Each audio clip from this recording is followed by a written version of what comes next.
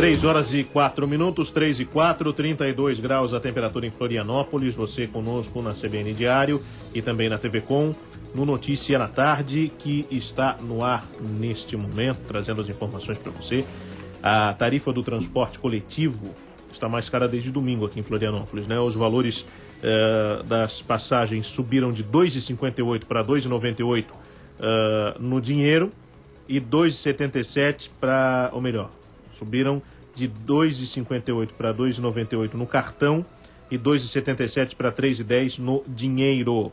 Segundo a Prefeitura, a elevação se deve a dois fatores. Um deles é a atualização da tarifa, que corresponde às variações do combustível, custo de mão de obra e do índice geral de preços, e o outro é a decisão do TRT, que obrigou a reposição dos cobradores que voluntariamente optassem por sair do sistema ou fossem promovidos ao cargo de motorista.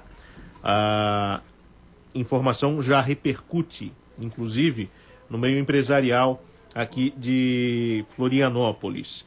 O presidente da Enflo CDL São José, Marcos Souza, está conosco nesse momento por telefone e participa aqui do Notícia na Tarde. Tudo bem, presidente? Tudo bem, Felipe. Boa tarde a você, boa tarde aos ouvintes da CBN. É sempre uma satisfação atendê-los. Muito obrigado também pela gentileza. Qual é o impacto que nós já temos no setor econômico aqui de Florianópolis, sobretudo para o empresário, com relação a esse aumento de tarifas? O setor econômico, a classe produtiva vem sofrendo rotineiramente reajustes e aumentos, o próprio processo de inflação e a energia elétrica, enfim, são insumos básicos para que a classe produtiva possa fazer um diferencial, possa produzir e que infelizmente vem prejudicando. O aumento das tarifas de transporte coletivo é mais um item que infelizmente vai fazer parte do que nós chamamos aí no dia a dia de custo Brasil, né? As empresas arcam com o transporte dos seus colaboradores no dia a dia e o pior nesse cenário é que nós não conseguimos ver a evolução desse processo de transporte coletivo. Nós temos uma carga tributária altíssima e hoje nem discutimos mais tanto o tamanho dessa carga tributária, mas principalmente o baixo retorno que nós temos. E o transporte coletivo não é diferente. Nós temos uma sequência de aumento de taxas, que por vezes até se justifica pelo processo de inflação, enfim, reajuste salarial, mas não temos um retorno, a população não tem um retorno. É um transporte cada vez mais precário, que muda de bandeira, que muda a cor dos ônibus, mas não tem efetivamente um resultado de qualidade e um resultado que possa fazer com que a cidade seja mais competitiva. Bom, além do ponto de vista econômico, nós temos uma questão urbanística na história, que é talvez a falta de planejamento do sistema como um todo. Ontem nós fizemos Conversas Cruzadas aqui na TV Com, discutimos a manifestação que aconteceu ontem, pacífica, mas ainda assim uma manifestação na cidade, organizada pelo Movimento Passe Livre e pela Frente de Luta pelos Transportes. Participaram conosco ainda a Prefeitura, o Consórcio Fênix e o próprio Sintraturb. Vocês também observam que o sistema está essencialmente focado no ônibus, sem planejar alternativas, para que nós tenhamos melhor fluidez em vários aspectos aqui na Grande Florianópolis? Bom, o fato público e notório é que toda a região da Grande Florianópolis cresceu sem planejamento. Principalmente a ilha teve um grande desenvolvimento nas últimas décadas, sem um planejamento efetivo. O resultado disso é o transporte individual priorizado, um transporte coletivo hoje por meio de ônibus mal planejado e que atende mal a população, e processos extremamente lentos na busca de alternativas de modais que possam ser complementares. Só citar um exemplo a você, aos nossos ouvintes, o marítimo, né, que se aplica aí em outras partes do país e em grande parte do mundo. E ele se arrasta na Grande Florianópolis, tanto em Florianópolis especificamente, como em São José, em Palhoça, em Bigoção, um processo que se arrasta e infelizmente tem pouca perspectiva para esse ano, talvez nem aconteça esse ano ainda, se fala em teste, mas não se faz nada efetivo. Né? E não é a solução o transporte marítimo, mas é um complemento, o transporte marítimo, uma alternativa talvez com metrô de superfície, que se fala em tantos modais, mas nós não vemos nada na prática. E com isso você tem um trânsito caótico, né, um transporte coletivo caro e ineficiente e um custo geral para a população e para a classe empresarial, que torna, volto a dizer a você, a região da Grande Florianópolis pouco competitiva. Bom, avançando um pouco na questão, já aproveitando a sua participação aqui conosco Claro. na CBN, nós há pouco entrevistamos o Everson Mendes, que é superintendente do IGEOF, nos falando sobre esse feirão de empregos que acontece aqui na capital do estado. E eu perguntei para ele sobre a questão da rotatividade, né? Recentemente na Folha de São Paulo, especialistas falavam sobre esse problema, dizendo que ele afeta, em alguns casos, até 70% da mão de obra que não permanece no emprego, tem planos pouco concretos e consolidados para se elaborar uma carreira. E aí o problema da rotatividade surge para o empresário e também para o próprio cidadão, não se estabelece. Vocês observam isso de que maneira? Nós concluímos recentemente uma pesquisa que mostrou que na Grande Florianópolis 73% dos nossos associados entrevistados sentem a falta de mão de obra qualificada. Esse cenário, que já não é de hoje, ele é um cenário que já vem de alguns anos, faz também com que você tenha muita dificuldade, não só na contratação, mas na manutenção desses colaboradores. A rotatividade, ela é cada vez maior. Hoje você dificilmente encontra colaboradores numa empresa, ou a grande maioria deles, que tenha mais de 3, 4, 5 anos.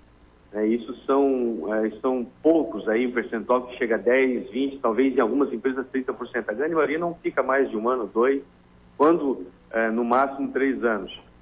Por quê? Porque você tem muita oferta de emprego, mas tem pouca gente qualificada para preencher esse quadro, né? Então as pessoas acabam trocando pela grande oferta que tem, trocando de um emprego por outro, às vezes por pequenas diferenças, ou salariais, ou de distância, ou de benefício, ou até de ambiente de trabalho, né? As pessoas têm hoje uma necessidade de resultados muito imediatos, isso principalmente na juventude que está entrando no mercado de trabalho. Então, esses e muitos outros fatores faz com que nós tenhamos realmente um turnover extremamente alto, uma troca de emprego extremamente alta. Isso prejudica a economia, né? Prejudica o currículo de quem fica trocando de trabalho toda hora, prejudica a relação entre as empresas, né? Porque, por vezes, dependendo do cargo, dependendo da função que esse cidadão ocupa, ele inflaciona também o mercado. Então, tem um contexto muito amplo que nós levaríamos horas debatendo, mas, infelizmente, de um modo geral, ele é prejudicial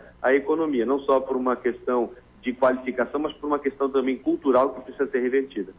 Nós estamos conversando com o presidente da Influ-CDL São José, Marcos Souza. Estamos em plena temporada de verão, presidente, e o comércio tem algo a comemorar até agora? Olha, posso lhe dizer que, apesar de ter sido relativamente muito parecido com 2013, esse final de dezembro, principalmente próximo do Natal, é uma diferença muito pequena, um decréscimo aí de 1,9%, mas 2015 iniciou, pelo que tenho, não tenho nenhum dado científico para lhe dar agora, nenhuma pesquisa, mas pelo que tenho conversado com a classe empresarial desde o dia 5, com todos os nossos associados, o ano começou bem acelerado. O mercado começou acima da expectativa que nós esperávamos. Nós esperávamos um início de ano com o novo governo do PT um pouco mais calmo, um pouco mais apreensivo, um pouco mais cauteloso.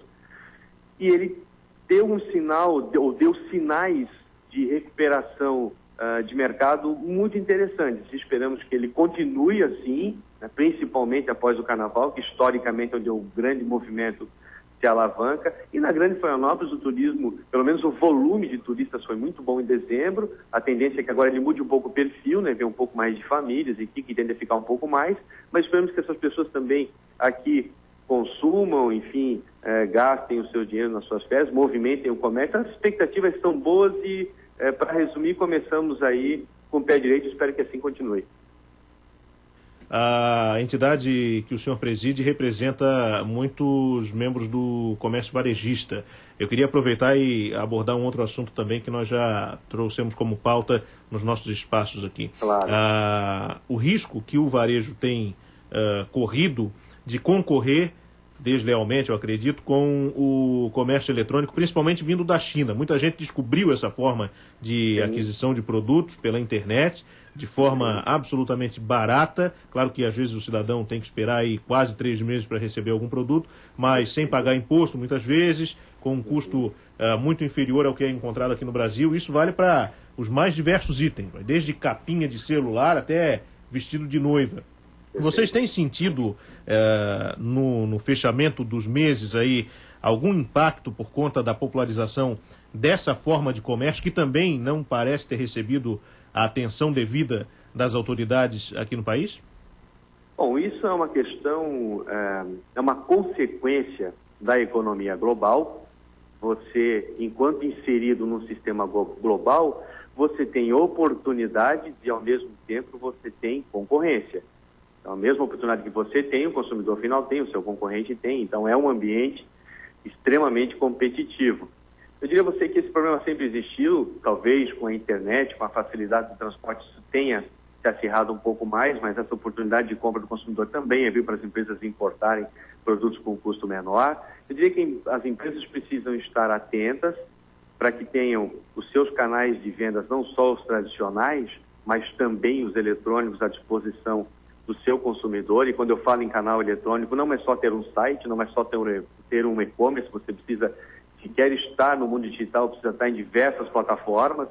Hoje, redes sociais, aproveitando e-commerce, aproveitando redes de grandes redes de varejo que oportunizam que você está dentro de algum departamento. Então, são diversas alternativas dependendo de cada segmento. Mas sim, dependemos de uma legislação mais forte, dependemos de uma fiscalização maior, mas para citar um exemplo clássico para você, nós temos produtos vindos do Paraguai sem tributação desde a década de 80 e talvez até antes disso.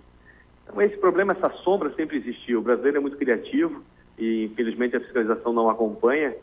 Precisa ter uma estrutura melhor, mas o empresário que quer trabalhar sério, que quer se organizar, ele tem um bom mercado pela frente. Eu digo a você, é no momento de crise, é no momento em que nós não estamos exatamente numa crise, mas estamos num processo de retração da economia, estamos num processo de cautela, e é nesse momento que grandes empresários, que gente criativa, que gente que trabalha sério, que tem uma estrutura a zelar, tem grandes oportunidades. Então, 2015, com muita cautela, quem tiver inteligência, quem tiver bem calçado de estrutura legal, bem organizado, não tenha dúvida, ele vai ter um grande ano e grandes oportunidades de negócio.